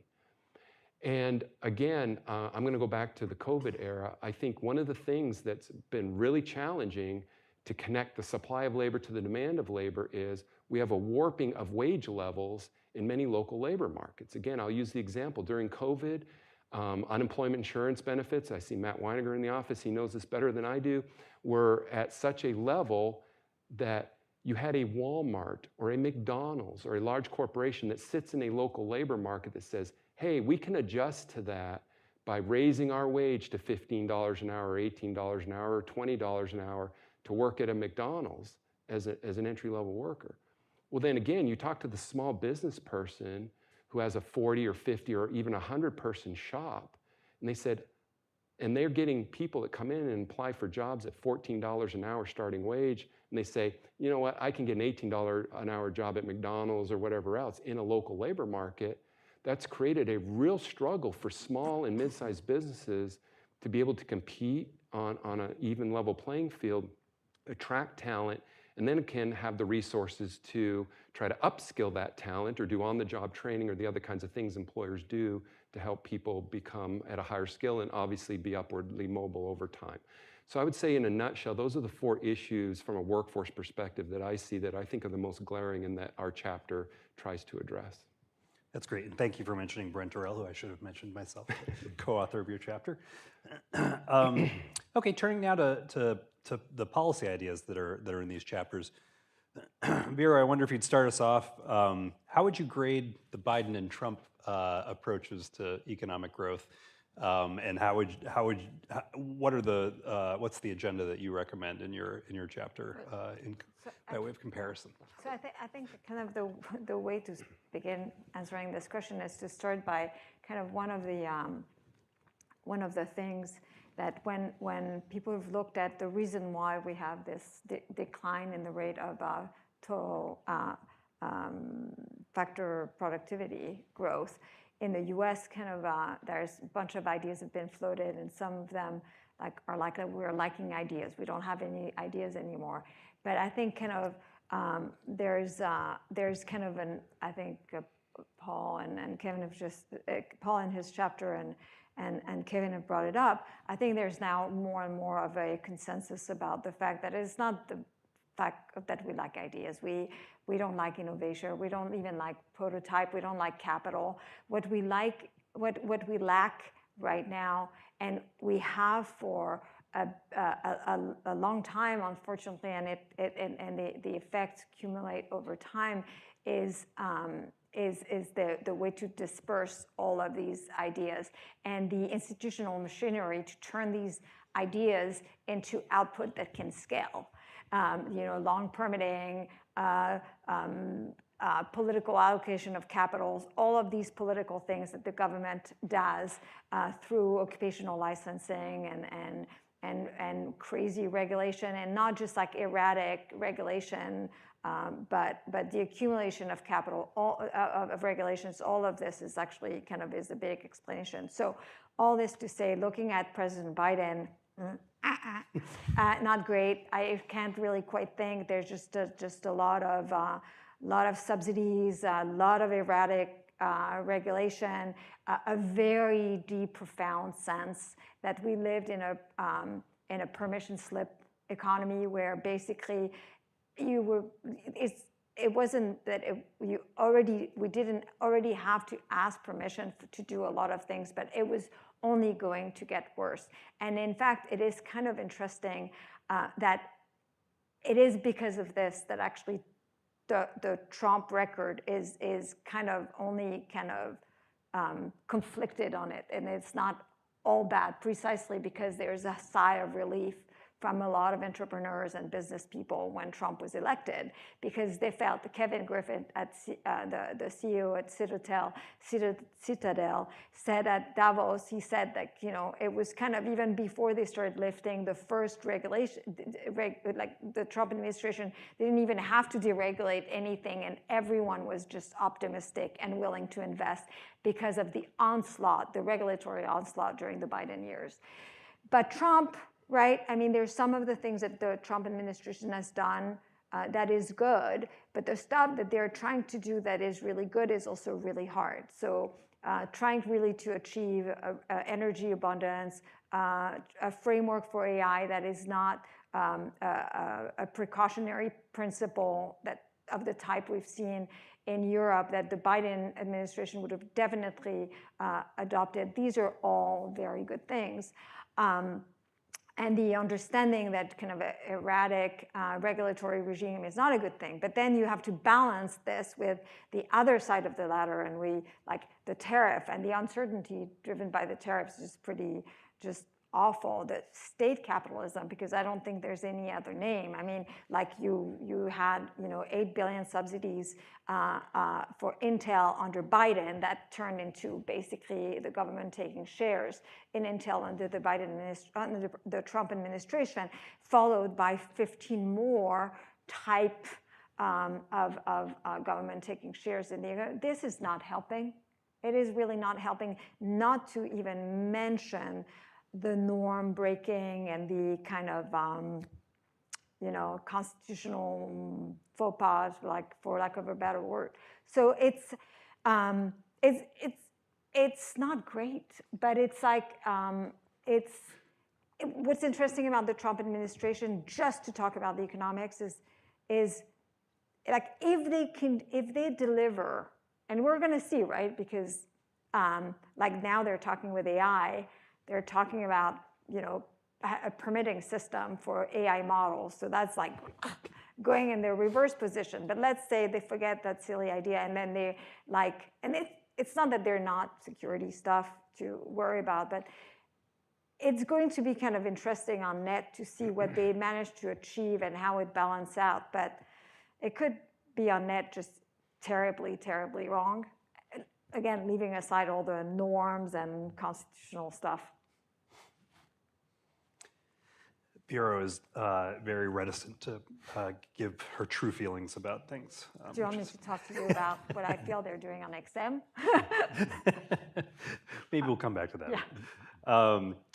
Yeah. Kevin, so both in Paul's telling and in your view, what are the best ways, the best things the federal government could do to reduce the cost of living? Kevin's already talked about housing. If you don't know, Kevin is a housing expert for sure. So do we need to subsidize home ownership more, rent control, canceling student loan debt? Like, are these the path to reducing the cost of living? No, I would not agree with that. No, I mean, I think obviously one problem that we've had going back to the 5 years was rampant inflation, for which, excessive government, federal spending had a substantial role in that. So I think any more spending programs are probably going to be harmful in terms of the inflation that they create. It's tricky with some of these longer term trends of costs being higher than they should be and rising in decades, including with housing. I'm not optimistic that the federal government can do much to reduce prices for buying homes or rents. A lot of this is a state and local issue. States really need to assert their authority and get localities to lift some of the restrictions that are most onerous in terms of restricting housing development, and that's minimum lot sizes and parking spaces. But it really depends on the locality, and there's just uncertainty and red tape. And so that's really not something the federal government can do. There are some proposals for the federal government to tie federal funding streams to actions by localities to take action on deregulating housing. And I think there's something to say for that. If we were to go that route, I think it has to be tied to outcomes in terms of actually building, just because you can reform the local zoning codes in any number of ways and have zero impact because there's something else that's really standing in the way. And so, if we go down that road, I think tying it to outcomes makes sense. I could see tying things like maybe some transportation funding, because transportation funding is more efficient if it's going to places with higher density. I could see things like with our housing assistance programs, where currently, a family in San Francisco would qualify for a $4,000 month apartment and voucher, whereas in Texas it might be less than half of that. And it may not be fair for taxpayers in Texas to pay for very expensive rents in San Francisco because of their excessive regulations. So I think there's some things the federal government could potentially do there. One idea that I think is actually pretty useful in the housing space, and it's something that I've written about before. It's an idea that Senator Lee came out with, which I think is very good. It's called the Houses Act, which would, in the East Coast here, we don't have a lot of federal land that's really buildable and near metropolitan areas that would actually attract demand. But there is a lot of federal land out west, around Las Vegas and in Arizona, parts of California, Utah, and Colorado as well. And a lot of that land is in metropolitan areas. And if the federal government were to transfer that land to states and localities, sell it off to developers, you could make some revenue at the same time that you're opening up the supply of housing. So I think that would be another reasonable thing for the federal government to do. But my major answer to this is no, I don't think that the federal government has a major role to play in counteracting some of these longstanding cost increases, which are driven by excessive regulation, except to the extent that they're federal regulations, in which case they should be relaxed when possible. So I think that's really the name of the game. Deregulation at the federal and local level is probably the surest path. I would caution against subsidizing consumers, which is attractive in the short term for those who are having trouble affording a mortgage, for instance, to say we're going to subsidize down payments.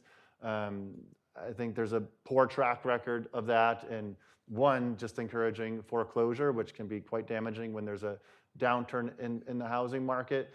But also just the economic fact that whenever you subsidize demand, that's going to, especially in the face of constrained supply, which is often the issue in these industries, you're going to, as a result, increase prices for everybody else who doesn't get the subsidy, and those who are subsidized will have a lot less helped because a lot of the subsidy is just going, to the sellers as opposed to themselves. So I think we do need to be careful about regulation and not trying to increase subsidies as a way to deal with the affordability problems. Great, and we'll have one more question here, and then have your own questions prepared. Mason, you teased a lot of policy ideas in your first response. What do you and Brent advocate in your chapter? Well, again, the number one thing I believe is that we have a lot of different proposals around solutions around workforce development and public assistance and such, but I am a believer that if we do not get the service delivery infrastructure fixed, then a lot of the policy ideas are going to be met with very limited success. Because I'll use a franchise model as an example. Imagine if to get a meal at McDonald's, you had to go to one location to get the hamburger, go to another whole location across town to get the French fries, go somewhere else to get the Diet Coke, and then go to a fourth place to get your McFlurry. That's what we expect people to do. Again, the most vulnerable, low-income people. And then on top of that, we have public assistance offices or human services department stuff that really have a culture of compliance. We heard a little bit of this in the first panel. It's really about, did we get the benefit amount right and correct? And when you start talking about, well, what's the long-term plan for this individual to help him or her get employed, become upwardly mobile, there's really not a good answer. And that's going to be exacerbated right now around the One Big Beautiful Bill with things like Medicaid work requirements. Because all the states are now struggling with, what do we do about this? And how does this connect to the workforce? Well, in Utah in the 1990s, I've published all of this through AI, so I won't spend a lot of time on it. We did a merger of all these programs into a single statewide agency. And Utah essentially has really been the one state that has been able to create a true franchise model. That no matter where you go in the state of Utah, what location, either virtually or physically, you access, you get a set of common services, and then eligibility for programs is sort of done secondarily to figure out which of those programs best helps you along that menu of services. And so coming out of COVID, I started getting a lot of calls from governors and others around what happened in Utah because everybody was so desperate, especially newly elected governors in 21, 22, and 23, like, did anybody do this well? Because our unemployment insurance systems were a disaster and we aren't getting people back to work and nobody's getting training. And again, all roads sort of led back to Utah. So that's really what started the one door to work momentum, where again, I was publishing through AEI, and then there was a small group of us that was working with Congress and others. And we came this close to getting pilot and demonstration authority in WIOA reauthorization. But absent that, what's happening now is states like Louisiana have taken that mantle and said, Governor Landry has said, nope, we're driving forward. We're going to do this, take this as far as we can under current law. So they passed legislation a couple of years ago to do some mergers. So all of their case management, all of their access will be through the Louisiana Works Department. That is now in the process of transitioning and consolidating. By 2027, the TANF program will be part of the Louisiana Works Agency as part of that transition. And it's really about how do we have the infrastructure. Now, real quickly, why this is important for AI is because this is what I believe. We will see the same thing with AI that we saw with COVID if we don't get this right now. We have a window of opportunity because I believe what will happen is if we do not have a service delivery infrastructure that is integrated and consolidated where people, no matter what zip code you live in a state, get access to certain level of services, then we're going to see the same thing we saw with COVID, which is Congress is going to write big fat checks and lots of money out, and it's going to be just disastrous probably over time, similar to what we saw with COVID. More money, just what we need. What's that? I said more money, just what we need. Well, that's what they'll default to. So before turning to questions, I'll say there's also a chapter in the handbook on education policy, which covers early childhood education, K through 12, and higher education. That's by Rick Hess, who's here. It directs the Education Policy Studies program here at AEI, and Mike McShane, who's an adjunct fellow here. With that, we've got time for some questions. See one right there.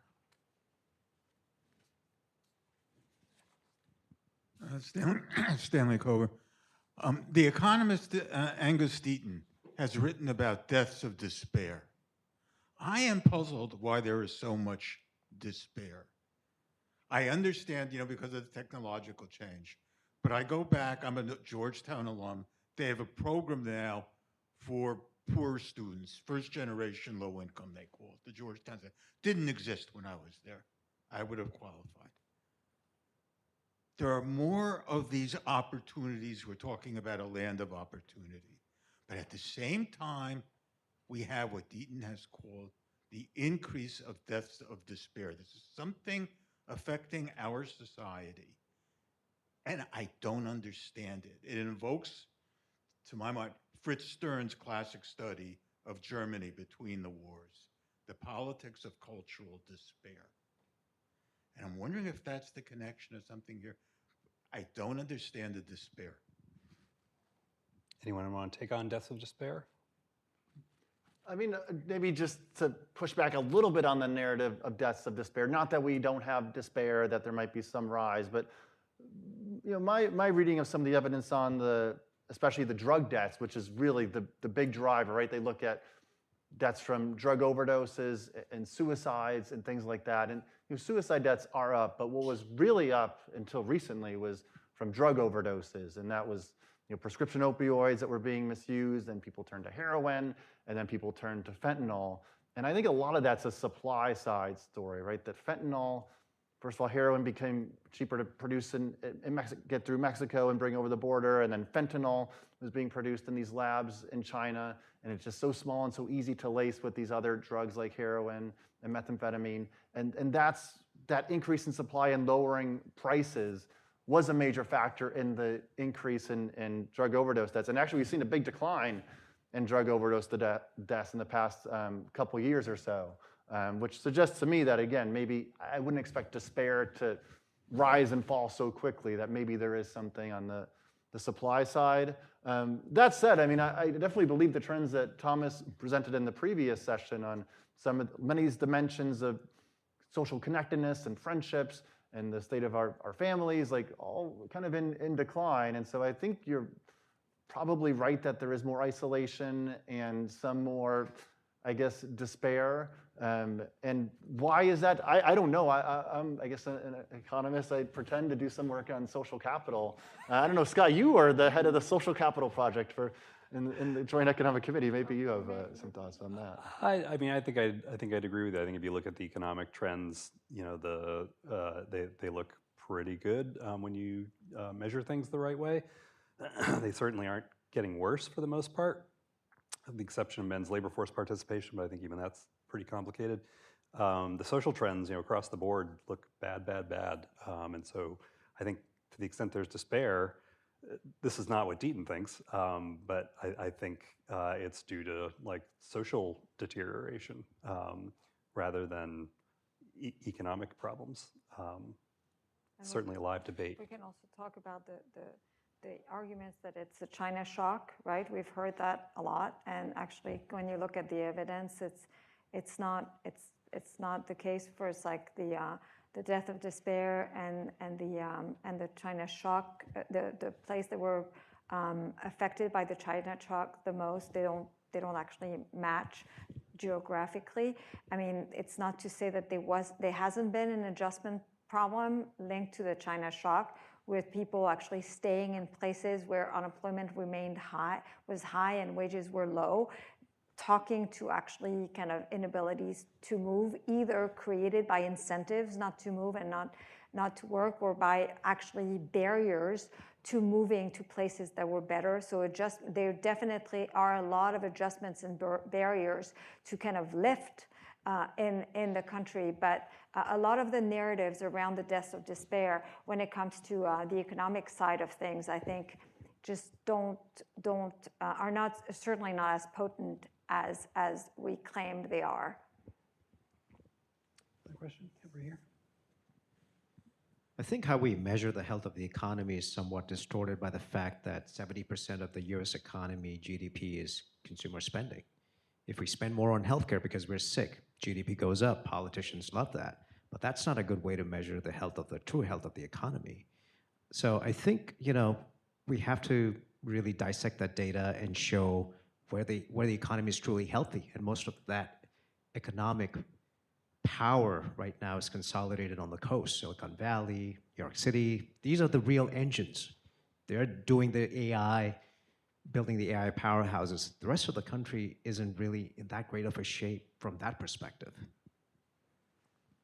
I mean, you've done a lot of the work on the measurement, and it is very clear that right now, like the AI investments, capital expenditures is driving a lot of the growth that we see. So you're right about this. There are also other disparity, right? It's like the way we measure government spending is it's like you can, no matter what you spend it on, it turns out in GDP as if it's actual GDP. While investments, you have to actually wait for a long time for it to come out in GDPs. They are enormous measurement problems.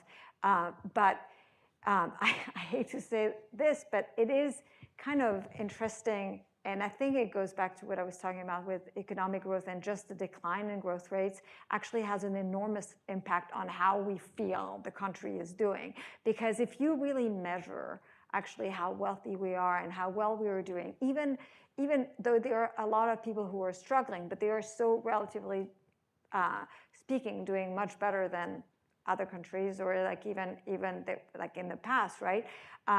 There's just kind of, people just don't feel it, and that could very well be a direct result about the fact that there has been a slowdown in growth, and that is felt, and so.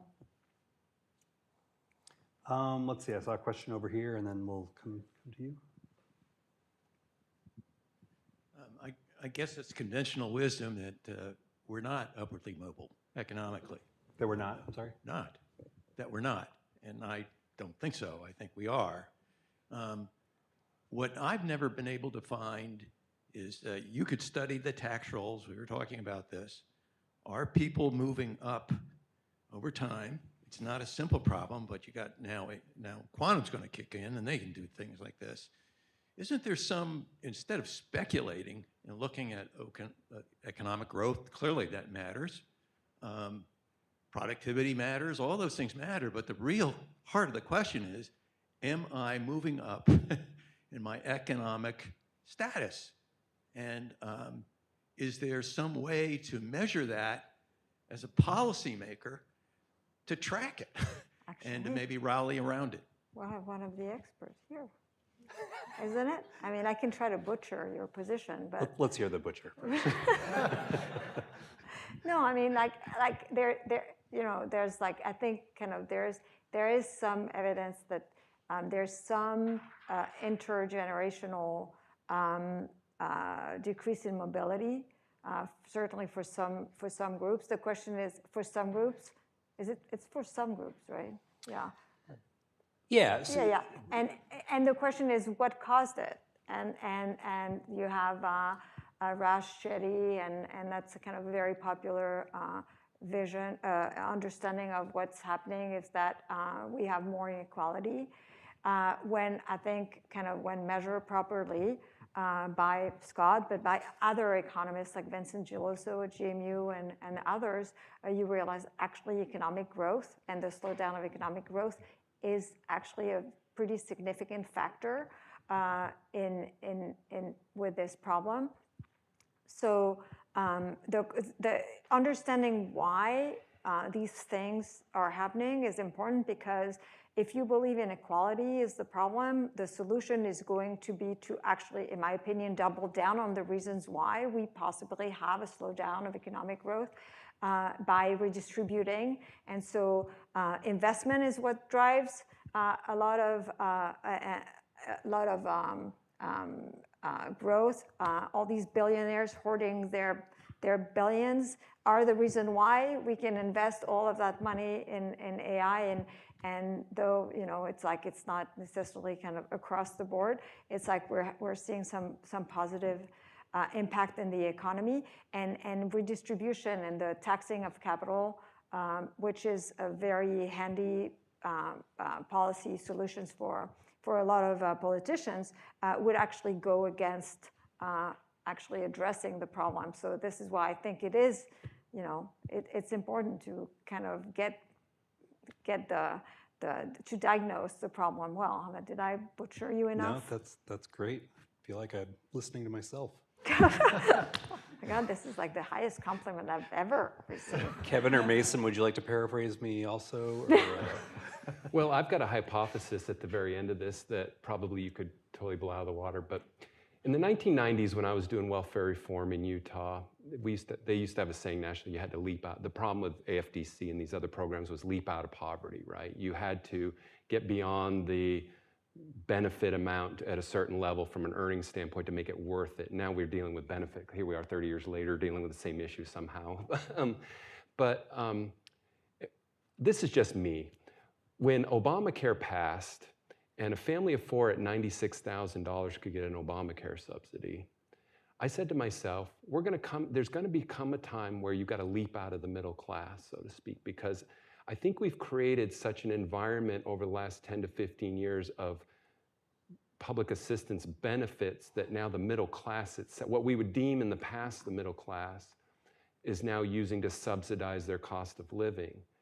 It feels like to me, and I've talked to a lot of friends and other people, like you're either in I'm making higher six figures, or I'm kind of stuck in that sort of subsidy side, and there's no like kind of middle class like we would traditionally think. So I always call it so I've always believed for the last 15 years, that's one of the big problems we have, is that you've got to leap out of the middle class in order to feel like you can afford the economy. But I don't know, that's my theory. But you've looked into a lot deeper than I have, so you tell me if I'm crazy or not. You're definitely not crazy. And if you were, I would certainly not say it up on a stage. I did promise you the last question, so Yes. Thank you. My name is Max. This question might be best for you, Mr. Bishop. Okay. I've read multiple articles, and anecdotally, many of my friends are noticing that a lot of law firms, consulting firms, and so on are pausing or slowing their junior hiring positions, potentially because of the increase in productivity with their current employees because of AI. Yes. How do we make it worth going to college for the students that are kind of looking at going soon, or those that are in it? How can we ensure that they get a good job that's going to pay off their debt and make their time worthwhile, while not kind of putting so many restrictions on AI that would kind of smother it before it's really got its wings. Yeah. So this is probably a much longer conversation, but I'll just end with a couple of things. And again, some of them may or may not be controversial. Number one, I was listening, I tend to like to go for walks and runs at night, and I'll get on Twitter Spaces or other things and listen to debates and stuff, and I really enjoy them. And they were talking about sort of AI and entrepreneurism. And somebody made the claim, and I really was listening to this and thought about it, and then kind of been doing some reading and talking to other people about this since, that the amazing thing about AI is it may hamper getting a traditional job like in a law firm, but it may be a great equalizer for somebody to be able to go out and start their own legal consulting business, or maybe law. But that I think it's going to spur a spike in freelance and entrepreneurism opportunities and things like that for younger people and stuff. So I would say number one, as somebody who's kind of in that small business, I think it's a pretty exciting kind of idea.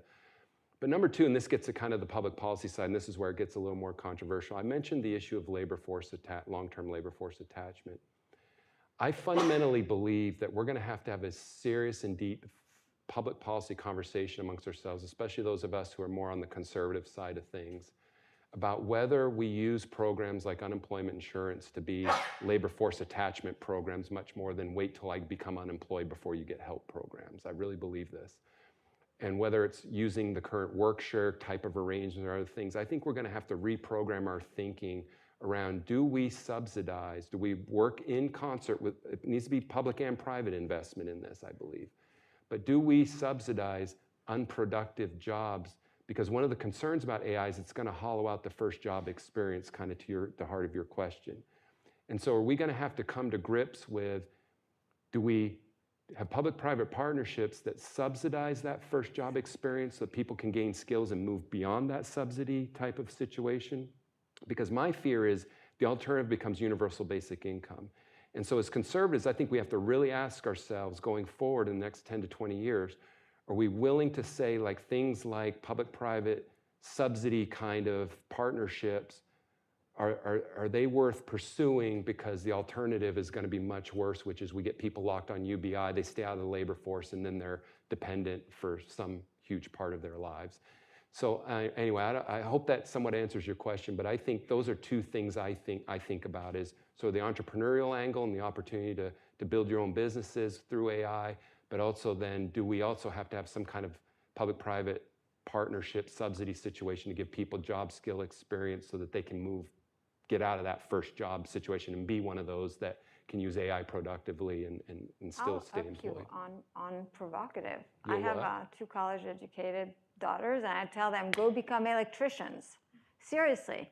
There are 500,000 openings in manufacturing. Absolutely. I mean, and they're they're going to be a gap in welding, electrician, whatever. And this is all advanced manufacturing. We need to, I believe the way the Trump administration is doing it, or our friend Oren Cass is doing it, is the wrong way. But actually kind of talking up manufacturing is it's there's a big gap when you see, and for good reason, right? A lot of the parents in manufacturing didn't want their kids to go in manufacturing. But manufacturing today is not what people think it was, right?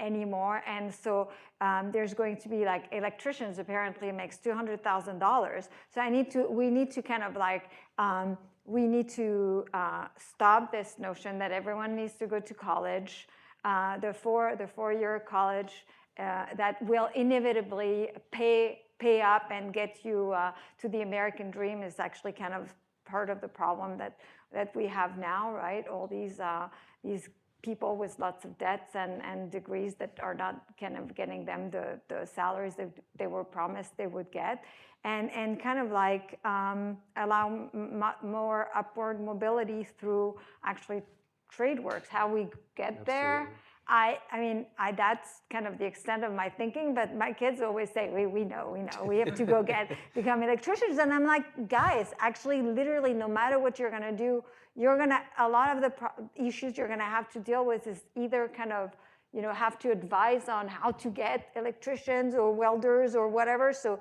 just get on and go learn something. You know? I can hear your girls right now saying, "Mom's being cringe." Mom's being cringe. Yeah, but Juliet actually told her sister, said, just say yes, Margot. She'll stop talking about it.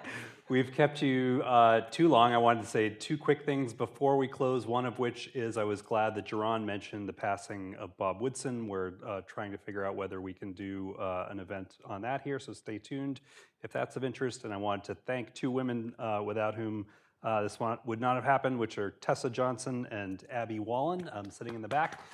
And with that, thank you all for coming, and we'll see you next time. Thanks.